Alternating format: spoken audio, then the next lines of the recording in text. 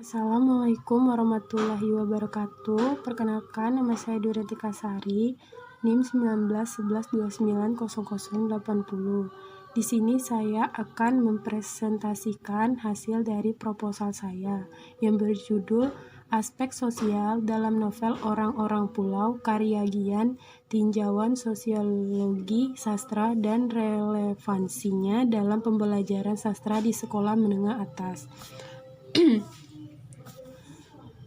Latar belakang masalah. Karya sastra diungkap melalui bahasa yang artistik melalui proses imajinatif. Sastra merupakan hasil karya manusia yang kreatif, artinya manusia dalam mengungkapkan penghayatan dan pengalamannya melalui bahasa, secara lisan maupun tulisan, yang dapat menimbulkan rasa indah dan dapat menggetarkan hati pembaca.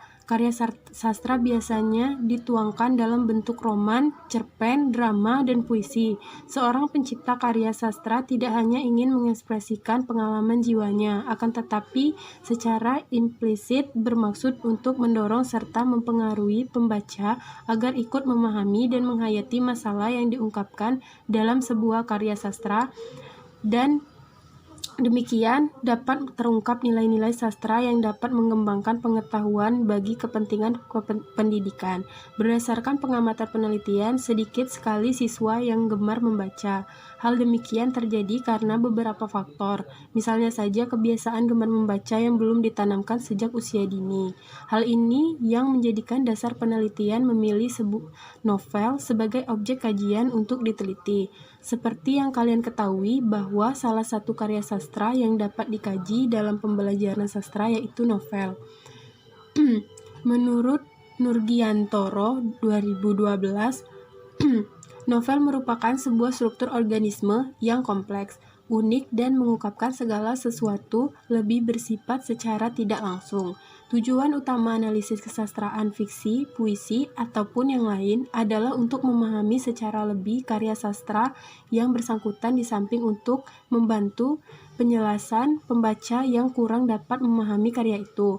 Manfaat yang akan terasa di kerja analisis ini adalah jika kita segera membaca ulang karya-karya sastraan novel cerpen yang dianalisis itu, baik karya-karya itu dianalisis sendiri maupun orang lain.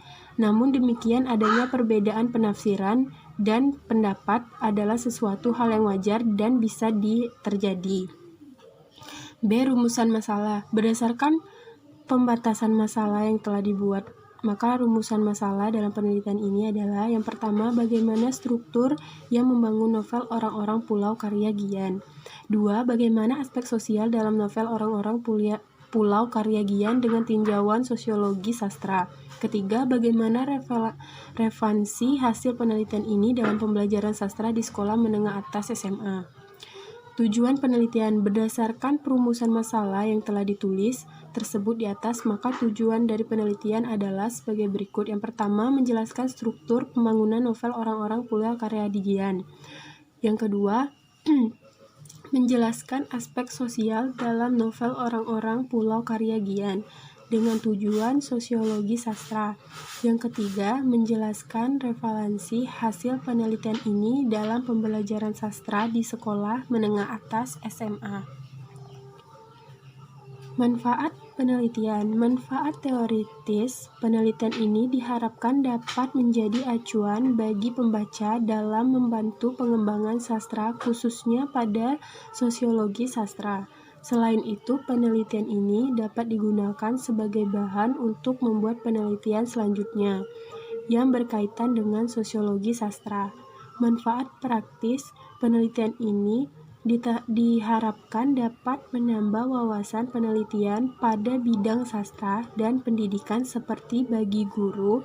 Penelitian ini diharapkan dapat memberi manfaat sebagai alternatif bahan ajar kegiatan pembelajaran bahasa Indonesia di kelas. Selain itu, dapat digunakan sebagai materi tambahan dalam kegiatan pembelajaran.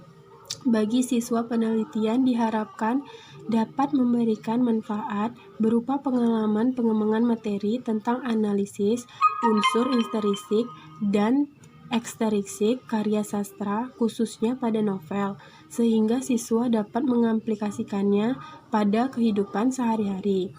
dan dapat digunakan sebagai bahan pembelajaran di rumah agar siswa dapat memahami sistem materi sebaik mungkin bagi peneliti. Peneliti ini dapat dijadikan sebagai sumber rujukan untuk penelitian sastra selanjutnya. Kajian teori. Yang pertama, 1. Struktur pembangunan dalam novel Orang-orang Pulau karya Gian. A. Fakta. Menurut Lubis menyatakan bahwa penokohan secara wajar dapat dipertanggungjawabkan dari psikologis, sosiolinguistik, dan psikologis. Ketiga, sudut itu mempunyai aspek. Dimensi psikologis adalah hal yang berkaitan dengan fisik seseorang, misalnya jenis kelamin, tampang, kondisi tubuh, dan lain-lain. Dimensi sosiologi adalah ciri-ciri kehidupan masyarakat, misalnya lingkungan, pangkat, status sosial, agama, kebangsaan, dan lainnya. Tokoh-tokoh novel Orang Pulau dijabarkan sebagai berikut. Yang pertama, karakter. Karakter atau tokoh cerita dalam novel Orang-orang Pulau terdiri dari beberapa tokoh utama. Dalam novel ini adalah Darso Agrasuto. Secara psikologis, Dastro digambarkan sebagai pemuda sederhana.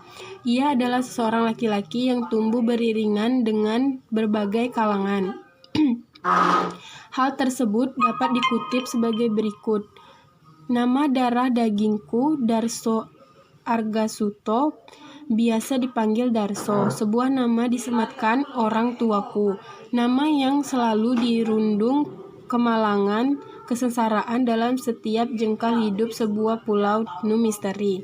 Berdasarkan kutipan di atas, secara psikologis, tokoh utama dalam novel ini berjenis kelamin laki-laki. Hal tersebut dibuktikan dengan sebuah nama, Darso Agrasuto.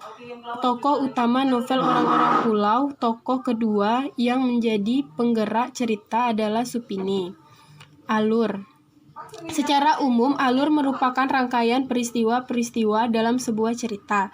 Tahapan plot secara rinci dikemukakan oleh Tarsif dalam Nurgiantoro 2012 menjadi 5 bagian. A. Tahap situation. B. Tahap generating cirmutation atau pemunculan konflik. C. Peningkatan konflik. D. Tahap klimaks. E. Tahap dokumen penyelesaian. Latar tempat. Latar tempat dalam novel Orang-orang Pulau secara garis terjadi di Pulau Ras, sebuah pulau di antara gugusan pulau-pulau di sebelah timur, Pulau Madura, Pulau Katapan, sebuah kampung dekat pesisir. Latar waktu berlangsung selama 22 tahun, dimulai dari tokoh Darso kecil berusia 2 tahun hingga beranjak dewasa dan diusir dari kampung sendiri. C. Latar sosial. Latar sosial yang dalam novel merupakan bingkai orang-orang pesisir. Hidupnya bergantung pada kekayaan laut. Bekerja dengan tidak mengenal waktu, mereka mengadu nasib pada laut yang menyimpan kekayaan Tuhan untuk bertahan hidup. Orang-orang pesisir tak kenal waktu, acuh terhadap masa, lupa pada sang hari. Mereka mengadu nasib pada laut yang mengimbau kekayaan Tuhan. B. Tema. Adapun tema novel Orang-orang Pulau adalah kesenjangan kelas sosial dan pencintaan.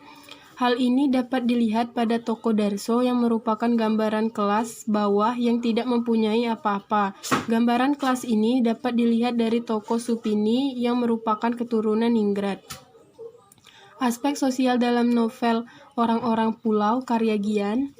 A. Kemiskinan dalam lingkungan sosial bukan kebutuhan pokok yang menentukan, melainkan bagaimana posisi pendapatan di tengah-tengah masyarakat sekitar. Sama halnya dengan masyarakat kampung Katapan, penghasilan mereka berada pada lingkungan sosial yang tinggi, sulitnya mencari pekerjaan dan uang untuk bertahan hidup. Masyarakat menghalalkan segala cara untuk mendapatkan uang. Jenis dan pendekatan penelitian. Dalam penelitian ini menggunakan pendekatan studi kasus yang memfokuskan untuk membangun aspek-aspek sosial yang terdapat pada novel Orang-orang Pulau karya Gian. Metode ini digunakan karena dirasa tepat untuk memperoleh metode yang digunakan dalam SIMAK. Tujuan dari penelitian ini secara maksimal di mana dalam penelitian ini memfokuskan pada objek data yang dikumpulkan sebanyak-banyaknya. Selain itu juga jenis penelitian yang digunakan adalah jenis kualitatif. Sumber data. Sumber data merupakan unsur utama yang paling penting karena sumber data merupakan bahan mentah atau objek dalam penelitian. Pada penelitian ini, sumber data yang digunakan dalam novel Orang-Orang Pulau Karya Gian. Teknik pengumpulan data. Teknik pengumpulan data merupakan hal yang berhubungan dengan validitas data. Semakin baik dan cocok data yang didapatkan, maka hasil yang didapatkan akan semaksimal mungkin. Pada penelitian ini menggunakan sastra tulis, maka teknik yang digunakan adalah teknik pustaka, simak, dan catat. Teknik pustaka adalah teknik menggunakan sumber-sumber tertulis untuk memperoleh data, sedangkan teknik simak adalah suatu metode pemerolehan data yang dilakukan dengan cara menyimak suatu penggunaan bahasa. Teknik analisis data. Pada penelitian ini menggunakan jenis penelitian kualitatif, di mana data yang dapat berupa kata-kata atau kalimat yang berupa sastra tulis.